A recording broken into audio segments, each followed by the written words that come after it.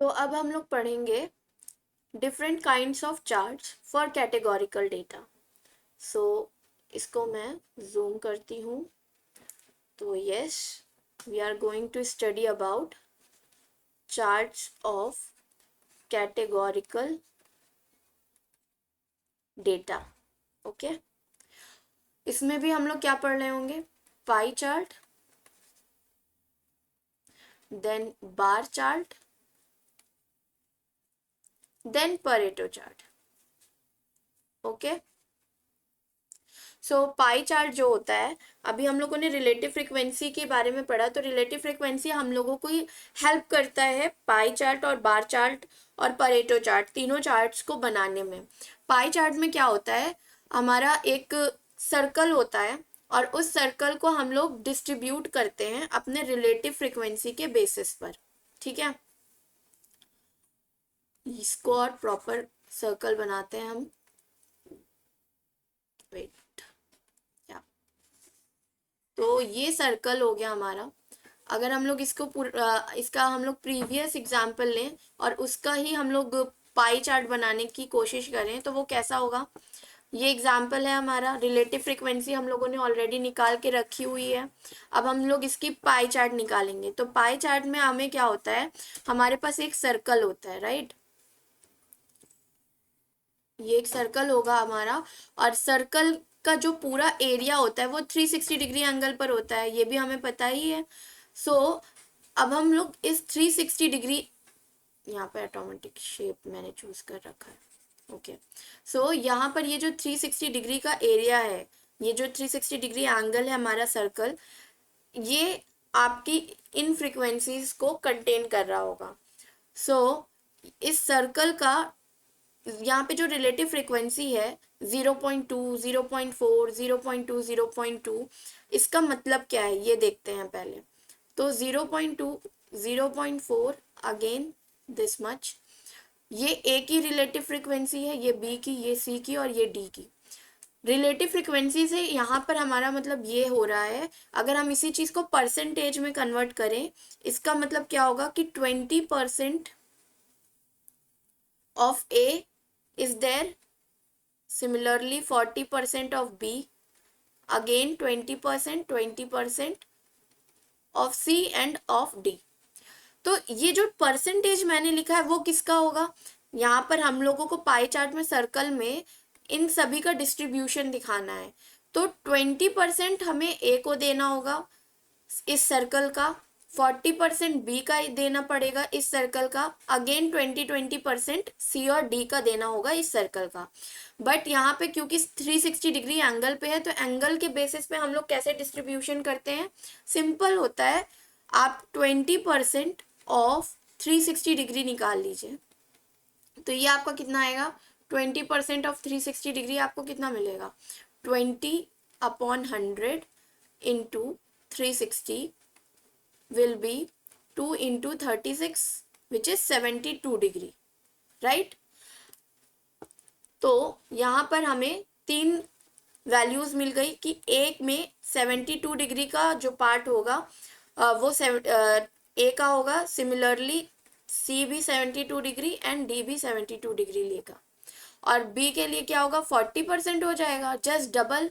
तो 72 into 2 will be 2 2 सा 4 and 2 7 सा 14, 144 डिग्री। ठीक है, अब इन सभी एंगल के बेसिस पे आप अपने सर्कल को डिस्ट्रीब्यूशन दे रहे होंगे। तो यहाँ पे डिस्ट्रीब्यूशन करते हैं इसका। सबसे पहले तो 4 कैटेगरी है, तो 4 पार्ट में हमें बांटना है। 3 को हम इक्वल इक्वल पार्ट देंगे और एक का पार्ट आपका होगा जस्ट डबल। अगर मैं सिंपल इसका करूं, इसको यहाँ पे सबसे पहले 4 कैटेगरीज में बांटते हैं, ठीक है?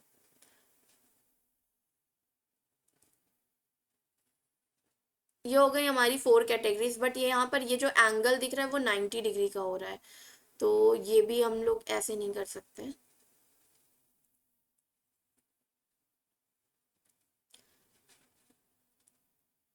ये हो गया सर्कल, और ये हम कर देते हैं अपना 144 डिग्री वाला पार्ट, और ये बाकी बचे हुए को हम 3 पार्ट में दे देते हैं जहां पर 72 डिग्री है। अब जब आप इन डिग्रीज को सम करोगे तो आपको 360 डिग्री मिलेगा, प्लस आपको कंट्रीब्यूशन भी क्या मिल रहा है यहाँ पर, ये 40% है, ये 20% है, ये भी 20% और ये भी 20%। आप डिफरेंट डिफरेंट कलर्स दे सकते हो इसको और उसको फिल कर सकते हो, ठीक है।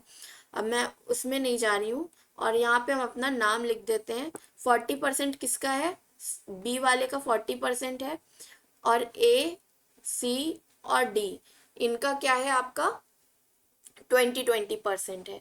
तो ये कैलकुलेशन होती है हमारी पाई चार्ट को ड्रॉ करने के लिए। एक और कर लेते हैं एग्जाम्पल, ताकि हम लोगों को अगर थोड़ा बहुत डाउट बचा हो तो वो भी क्लियर हो जाए।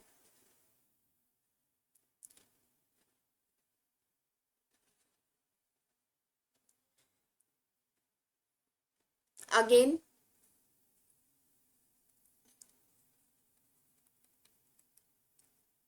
Let's say A B C, A D, A B D and C.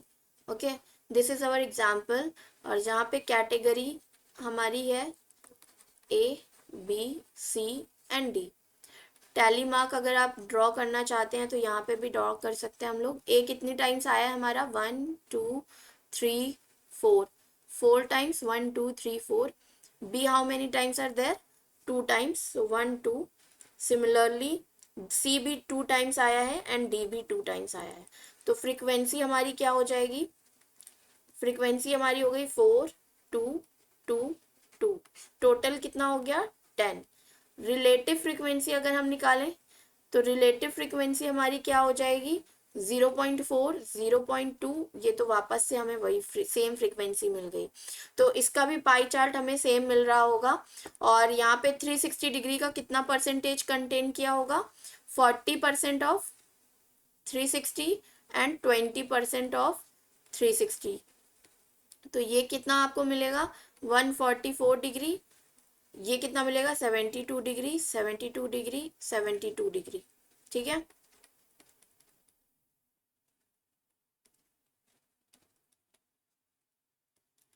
Simply हमें क्या करना है, एक सर्कल ड्रॉ करना है, एक सर्कल ड्रॉ करना है, और उस सर्कल का जो 144 डिग्री वाला पार्ट है उस पार्ट को हमें किसे दे देना है,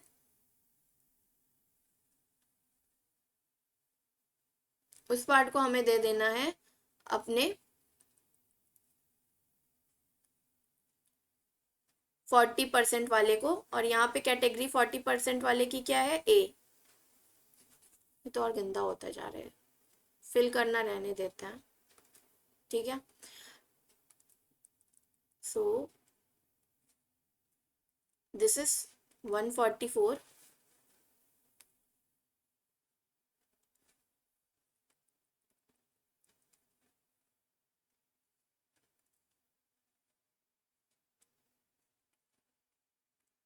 और ये बिलोंग करता है हमारे ए को। अब 72 डिग्री, और ये बिलोंग करता है हमारे बी को। Next is again another one 72 degree, ये बिलोंग करता है सी को। और बचा हुआ भी 72 ही डिग्री है, और ये हमारा किसको बिलोंग करता है, डी को। तो इस तरह से हमने अपने डिफरेंट डिफरेंट डिग्री को पाई चार्ट में शो किया, ठीक है। अभी नेक्स्ट चार्ट पे चलते हैं, which is bar chart. So what is bar chart, bar chart भी रिलेटिव फ्रीक्वेंसी के थ्रू हम लोग शो करते हैं।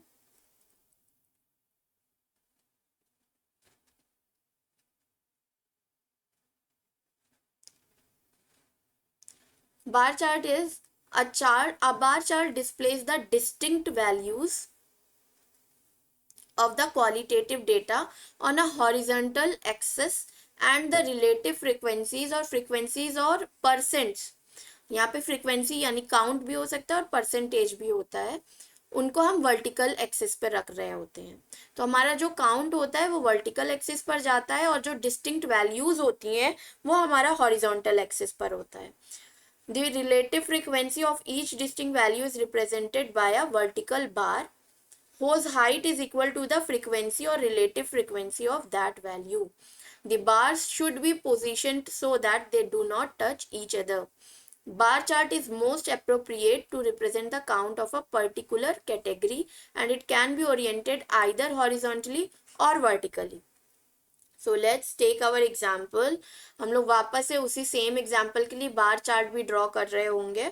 तो वहां पर हम लोगों ने देखा कि इससे पहले वाले एग्जाम्पल में हमारी जो रिलेटिव फ्रिक्वेंसी थी वो क्या थी, ए की 0.4, बी की 0.2, सी की 0.2 एंड डी की 0.2। ये हमारी रिलेटिव फ्रिक्वेंसी है। वापस से डिफिनेशन पे आते हैं। डिफिनेशन में क्या बोल रहा है कि bar chart displays the distinct values of the qualitative data on a horizontal axis. तो हॉरिजॉन्टल एक्सिस पे हमारा क्या होगा, distinct values.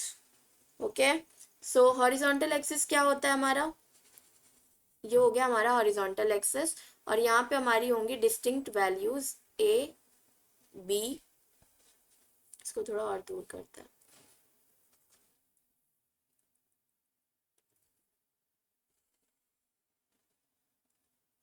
So A B C and D. इसके बाद relative frequencies of those values on vertical axis. जो relative frequency होगी वो हमारी कहाँ पर होगी, वर्टिकल एक्सिस पर होगी। तो एक वर्टिकल एक्सिस हम लोग ले लेते हैं अपना।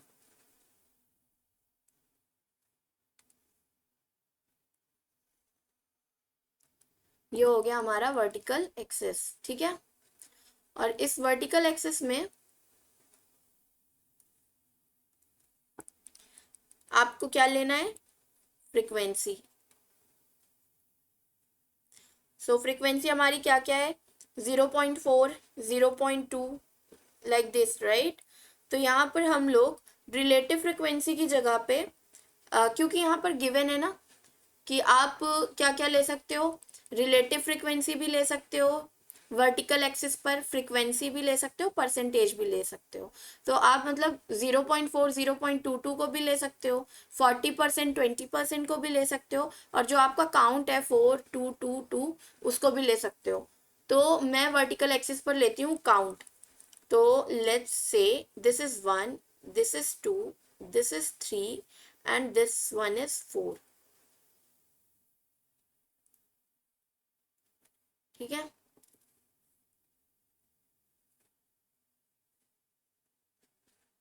तो हमारा ए कितना है, 40% है। तो ए को हम लोग किस तरह से दिखा सकते हैं,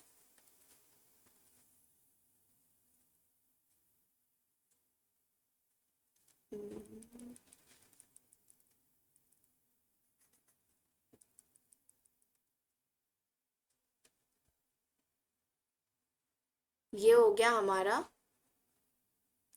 बार। इसको बार बोलते हैं क्योंकि ये हॉरिजॉन्टल है इसलिए इसको बार चार्ट बोलेंगे। और अगर वर्टिकल होता तो ये वर्टिकली भी हम लोग ड्रॉ कर सकते थे और उसमें आपका ये अपोजिट हो जाता, ए बी सी डी आपके वाई एक्सिस पे चले जाते और आपका ये जो है फ्रीक्वेंसी और काउंट वो आपका एक्स एक्सिस पर आ जाता, ठीक है। और सिमिलरली आपका नेक्स्ट चार्ट फॉर बी वो किस पर होगा, आपका 20 डिग्री 20 पर, विच इज 2, ठीक है। For C same on the 2, for D same 2 पर होगा, ठीक है।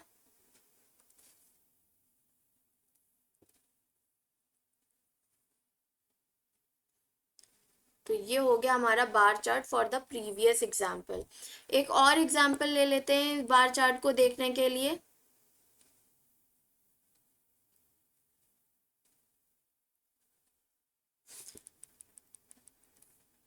Let's take another example for the bar chart.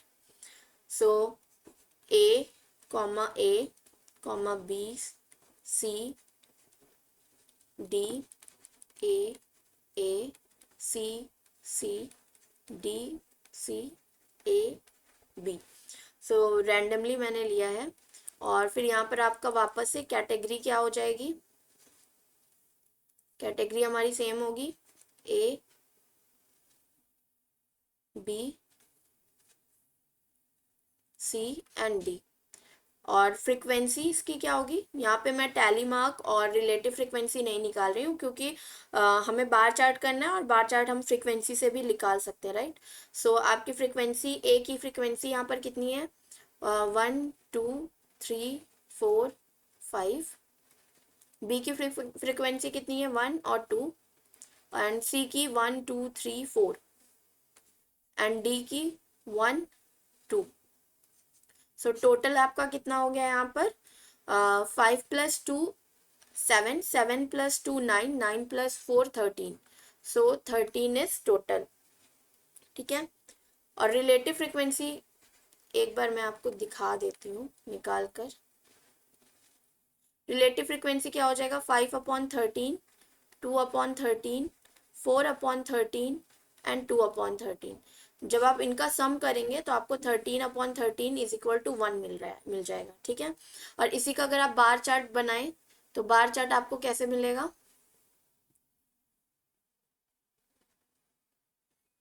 एक होगा हॉरिजॉन्टल एक्सिस और एक होगा हमारा वर्टिकल एक्सिस। सो हॉरिजॉन्टल एक्सिस पे हमारी कैटेगरीज होंगी ए, बी, सी एंड डी। और वर्टिकल एक्सिस पे हमारी फ्रीक्वेंसी होगी। और फ्रीक्वेंसी में हम क्या लिख रहे होंगे, क्योंकि हमारी फ्रीक्वेंसी कहाँ से कहाँ तक गई है, 2 to 5। सो 1 2 3 4 एंड 5, ठीक है। ये हमने 5 तक ले लिया। सो ए की आपकी रिलेटिव फ्रीक्वेंसी कितनी है हमारी, 5। तो 5 पर हमारा बार चार्ट बन रहा होगा। बाकी बी की आपकी क्या है, 2। सो 2 पर हमारा बार चार्ट बनेगा।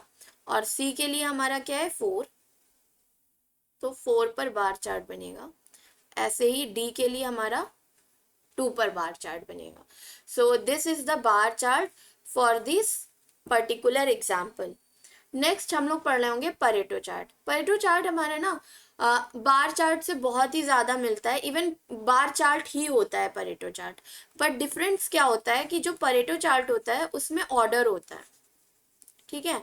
परेटो चार्ट कंसिस्ट ऑर्डर है। अब जैसे कि एक एग्जाम्पल हम लें, अगर इसी एग्जाम्पल को ले लें तो जब आप परेटो चार्ट बनाओगे तो परेटो चार्ट में आप इस तरह से नहीं लिखोगे। आप उसमें क्या कर रहे होगे, सेम आप हॉरिजॉन्टल लोगे, वर्टिकल लोगे, अपनी कैटेगरीज को ऊपर किस तरह से रख रहे होगे, अपनी कैटेगरीज को रख रहे होगे फ्रीक्वेंसी के ऑर्डर में। यहाँ पर फ्रीक्वेंसी का ऑर्डर क्या है आपका, सबसे ज़्यादा फ्रीक्वेंसी है आपकी ए की। सो ए की फ्रीक्वेंसी ज़्यादा है, फिर उसके बाद सी की फ्रीक्वेंसी ज़्यादा है, फिर आपकी क्या आ जाती है, बी की और डी की। तो ये दोनों की इक्वल है। तो आप इस ऑर्डर को फॉलो करते हुए अपना बार चार्ट बना रहे होगे। जैसे कि यहाँ पर ए है, B, then C, then D, 1 2 3 4 and 5, ठीक है। सो सबसे पहले हम किसका डायग्राम बनाएंगे, ए का, क्योंकि ए की फ्रीक्वेंसी ज्यादा है। ए की फ्रीक्वेंसी हमारी ज्यादा है विच इज 5। फिर उसके बाद हम क्या बना रहे होंगे, सी की। सी की फ्रीक्वेंसी क्या है हमारी, 4 थी ना, यस इट इज 4। तो सी की फ्रीक्वेंसी 4 है तो 4 का बनाएंगे। फिर उसके बाद हमारा आ जाएगा बी और डी, क्योंकि दोनों की सेम है तो हम अल्फाबेटिकली ऑर्डर चूज कर लेंगे। तो 2 and 2। तो परेटो चार्ट और बार चार्ट दोनों सेम होते हैं, बट परेटो चार्ट में आपका ऑर्डर आ जाता है। एक बार इसकी डिफिनेशन और अच्छे से क्लियर कर लेते हैं ताकि हमें अच्छे से पता चल जाए कि व्हाट इज परेटो चार्ट, ठीक है। When the categories in a bar chart are sorted by frequency, the bar chart is sometimes called a Pareto chart. ठीक है, so Pareto chart is a type of a bar chart which possesses the order or sorted frequency. So I hope this is clear to you. तो यहाँ पर हम लोगों ने 3 तरह के चार्ट पढ़े जो कि कैटेगोरिकल डेटा को डिस्क्राइब करते हैं, और यहाँ पर पर्पस क्या है इन चार्ट को पढ़ने का, यहाँ पर ये जो 2 चार्ट्स हमने पढ़े हैं ना, उनका पर्पस भी हमें जानना है. So what is the purpose behind this? Purpose of using charts, ये पता होना चाहिए. इस बेसिस पे आप के कुछ क्वेश्चंस भी होते हैं. अब जैसे कि हमारा पाई चार्ट है, तो पाई चार्ट आप किस लिए पढ़ रहे होते हो? when you have to when you are trying to compare parts of a whole. ठीक है, जब आप कंपैरिजन करते हो टोटल के रिस्पेक्ट में, तब आप पाई चार्ट को यूज करते हो. when we are trying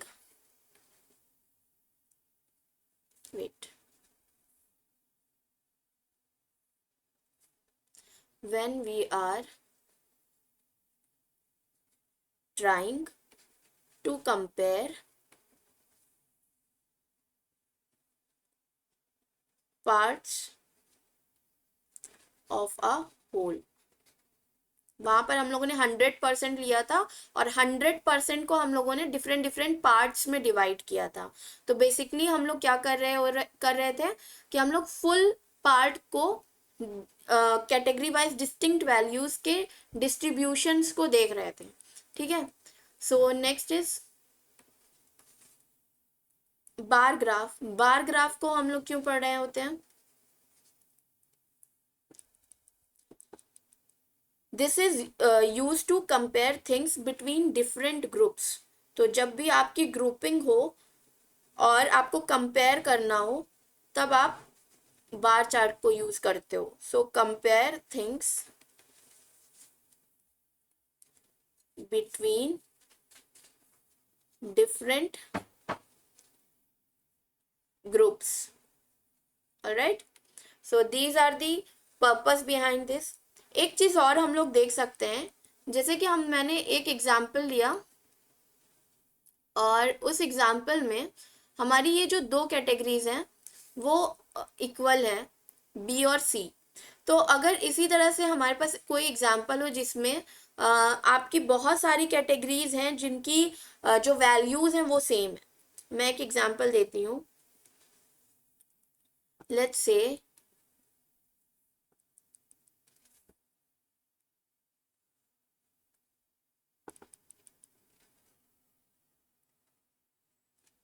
यहाँ पर आपका एक बार चार्ट है और इस बार चार्ट में हमारी कुछ वैल्यूज इस तरह से हैं. वेट,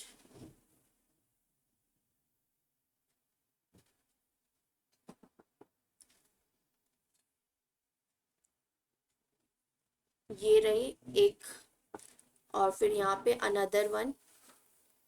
ठीक है, और ये थर्ड वन. इसी तरह से अनदर कैटेगरीज लाइक दिस. और फिर उसके बाद और जो कैटेगरीज हैं वो सेम डिस्ट्रीब्यूशन रखती हैं, बट इनके जो काउंट है वो बहुत सारी हैं. ठीक है,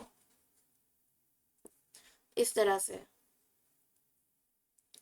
और लेट्स से कि ये हमारी जो कैटेगरीज हैं वो हैं A B C D E F G H I and J. और यहाँ पर कुछ डिस्ट्रीब्यूशन होगा, इनका कुछ काउंट हो रहा होगा.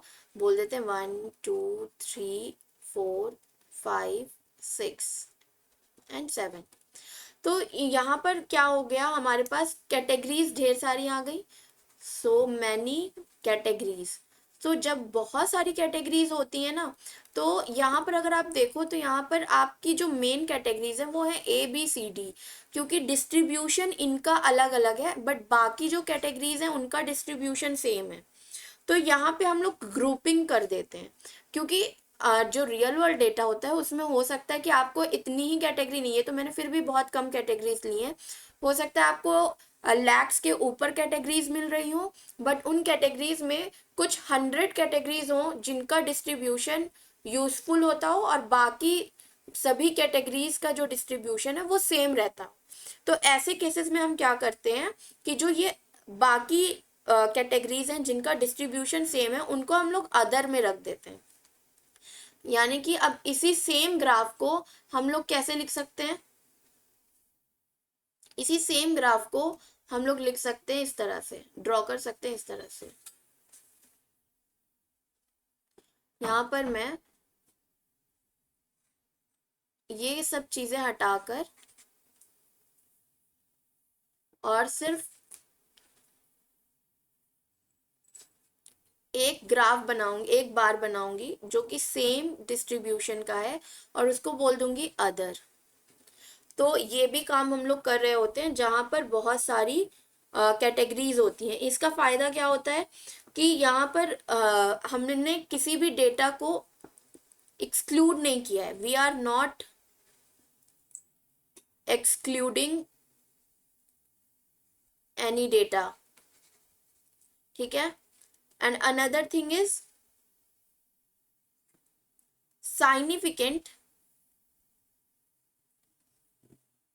significant number that comes from smaller categories that also we have। तो हमारा डेटा भी है हमारे पास और यहाँ पर हमने एक बार भी उसके लिए बना दिया और हमें पता है कि वो सभी जो छोटी छोटी कैटेगरीज हैं, स्मॉलर कैटेगरीज हैं, उनका नंबर भी हमें पता चल गया। और यहाँ पर हमने सिर्फ उन कैटेगरीज को रखा जो कि हमें एक पर्टिकुलर डिस्ट्रीब्यूशन और इंफॉर्मेशन दे रहे हैं अबाउट डेटा। सो आज की वीडियो में हम लोग इतना ही पढ़ेंगे। हमने आज पढ़ा different types of charts for the categorical data and another one was relative frequency and frequency distribution. So thank you so much. In another video we will study about the area principle and round of errors, and also we will study about mode and median, which are used for the summarization of categorical data. So thank you so much.